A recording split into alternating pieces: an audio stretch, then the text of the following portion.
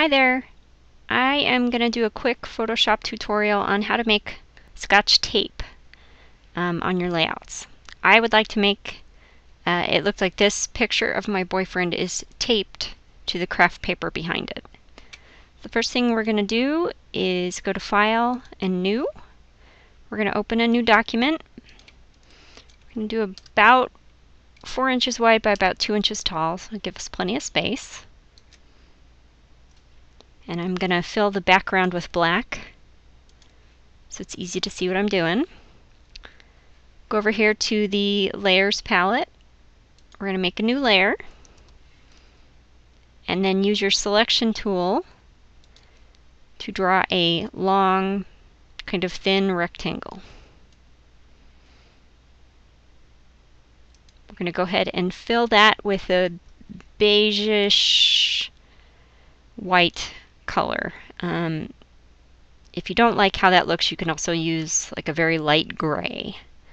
You'll change the opacity later, and so it'll be see-through, and so it's not a huge deal if it's a more yellow than it is gray. And so when you tear off Scotch tape from the roll or from the little dispenser, it has a serrated edge. And so to get that, we can make a custom triangle brush real quick. So go to File, New again. Let's do just a 2x2 new document. Hit OK. I'm just going to draw a little square. I'm holding down the Shift key so everything is a 1:1 ratio. Go to Edit and Fill. Go ahead and fill that with black. And then I am going to rotate this, again holding my Shift key so everything's at either a 90, a 30, or a 45-degree angle. Go ahead and let it go, accept the transformation, and then because I just want a triangle, I'm going to lop off most of this square. So I'm going to select everything except this little corner right here and hit delete. And then I'm going to use my tool again to go in, just select as close as you can to the triangle, and then go to Image and Crop. And if we zoom in pretty quick, we are pretty close to the triangle. Maybe get a little closer.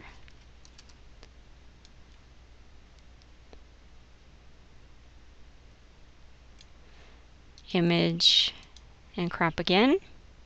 And then to define a custom brush, you go to Edit, down here to Define Brush Preset, and we're going to go ahead and name this Triangle,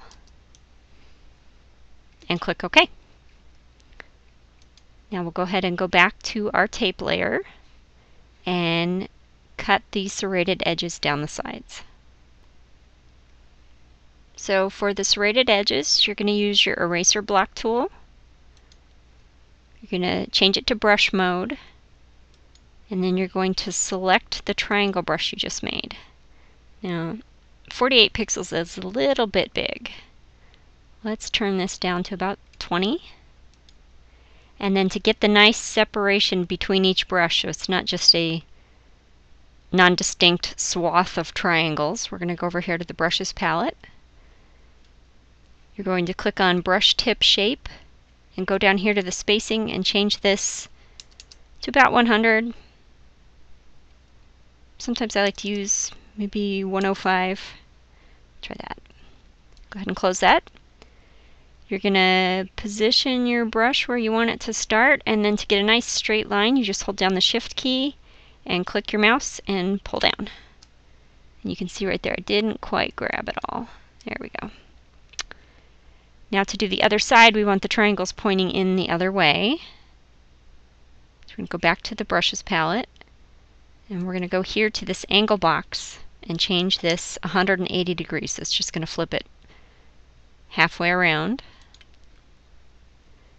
Start where you want your edge to start. Put your mouse there. Hold down the Shift key, click your mouse button, and pull down. And you get a nice straight line. Now we're going to go ahead and duplicate the tape to our layout. So you right-click on your tape layer, go to Duplicate Layer, and select your scrapbook layout. Hit OK. Then go back over to your layout, and it looks like it dumped it up in the corner. Here it is right here. Gonna kind of position this where we want it, and zoom back in a little bit. And you'll see the tape is really opaque and really flat. So the first thing we're going to do is go ahead and give it a little tiny shadow. We're going to go to the layer styles down here, and I like to use an outer glow.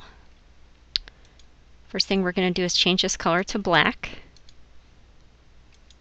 We're going to change this to linear burn, and we don't want it really dark, so change the opacity to about 25 or 30%. We're going to leave this softer technique. You want a very small spread, so maybe 1%, and also a small size because Scotch tape is not very thick. So 4 pixels. That looks pretty good. Hit OK. And then we're going to go ahead and change the opacity. I like to do 25, between 25 and 30% looks pretty good. Yeah, 30 looks good. And then as our final step, we go ahead and duplicate this layer. And that gives you a second piece of tape. Drag down to the other end of the photo. Kind of position that where you want. And then you are done.